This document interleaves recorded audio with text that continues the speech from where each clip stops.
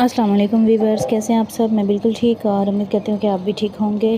तो अभी है सहरी का टाइम और आज है रोज़ा 24वां। तो मैं सहरी कर रही हूँ, लेकिन आज भी मैंने पराठा नहीं खाया था, चाय वापे खाए हैं। और उसके बाद जो है मैं आप लोगों से इफ्तियारी की जो है मेन्यू वो शेयर करूँगी, तो आप लोग वीडियो का एंड तक देखिएगा। और अगर आप लोग मेरे चैनल पे न्यू हैं तो जल्दी से चैनल को सब्सक्राइब कर लें, वीडियो को लाइक एंड शेयर भी किया करें। तो इफ्तियारी से पहले एक जो हमें ये अल्लाह ताला ने गिफ्ट हैम्पर दिया ना, ये बहुत ही ज़्यादा शरारती है। ये देखें, ये जाके ना अंदर इस पिंजरे के अंदर जाके बैठ जाती है। तो खैर ये खेल रही थी तब तक। तो पहले मैंने बनाए हैं चावल, ये गुड़ के चावल बनाए हैं। तो उसके लिए मैंने चावल 2 किलो हैं, तो मैंने आधे किलो से थोड़ा सा ज़्यादा घी डाला है और उसमें मैंने 3 से 4 इलायची डाली हैं। इलायची छोटी वाली इलायची डाली है। और उसके बाद मैंने इसमें तकरीबन 1.5 किलो के करीब डाला है गुड़। तो गुड़ इसमें ऑयल थोड़ा सा गर्म हो गया ना, फिर इसमें मैंने गुड़ डाला है। गुड़ डाल के और उसके बाद हम फिर इसमें डालेंगे पानी। तो गुड़ डाल के इसमें मैंने पानी डाला है। और पानी जो है वो मैंने, अगर 2 किलो चावल है तो हम 4 किलो पानी डालेंगे, लेकिन मैंने 3.5 डाला है।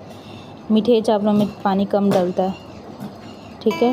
तो पानी में उसके बाद मैंने इसमें डाली है 1.5 चम्मच सौंफ, और इसमें मैंने डाली है नारियल डाला है और किशमिश डाली है। वो आप अपनी मर्ज़ी से डाल सकते हैं। चावल धो के रखे हुए थे, तो इसके बाद मैंने चावल डाले हैं। चावल मैंने भिगो के नहीं रखे थे और इसे हम उबलने देंगे। तो मीठा भी इसमें बिल्कुल परफेक्ट होगा और पानी भी। तो नारियल डाला है मैंने इसमें, और इसमें मैंने डाली है किशमिश।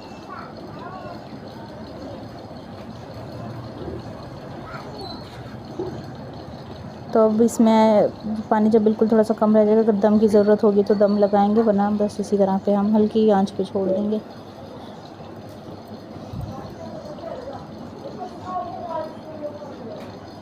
ठीक है।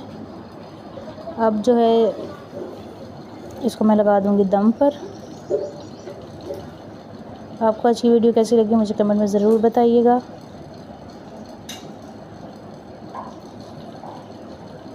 ये देखें, अब इसको हम लगा देंगे दम पर, और उसके बाद 5 मिनट के बाद जब हम दम हटाएंगे तो हमारे चावल हो गए हैं रेडी। बिल्कुल इजी और सिंपल सी रेसिपी है, तो आप लोग इस रेसिपी को ज़रूर ट्राई कीजिएगा। और हमारी नेक्स्ट जो है रेसिपी वो है आलू छोले इमली वाले। तो इसके लिए मैंने पहले इमली भिगो के रखी थी, उसमें मैंने थोड़ा सा पानी डाल के और उसको उबालने के लिए रख दिया। ठीक है। अब इसमें मैंने डाली है आधी चम्मच के करीब सुरख मिर्च, और सुरख मिर्च डालने के बाद हम इसमें डालेंगे चीनी। तकरीबन 3 से 4 चम्मच इसमें मैंने डालेंगे चीनी, और इसको हल्की आंच पे हम उबलने देंगे। तो उससे ये थोड़ी सी गाढ़ा हो जाएगा, लेकिन इसको बहुत ज़्यादा गाढ़ा हमने नहीं करना। छोले जो हैं वो मैंने पहले से उबाल के रखे हैं, और साथ आलू भी उबाले हुए हैं। तो आलू को हम छोटा छोटा सा बिल्कुल बारीक सा काट लेंगे। तो देखें, ये भी मैंने काट लिया इधर। उसके बाद जो है इमली की जो हमने चटनी सी बनाई है, इसको हमने बहुत ज़्यादा गाढ़ा नहीं किया, बस ये देखिए इतना नॉर्मल सा है। तो अब अगर आप चाहें तो इसकी जो है गुठलियाँ सी वो निकाल दें, और अगर आपको इसी तरह अच्छी लगती हैं तो आप इसी तरह से डाल दें।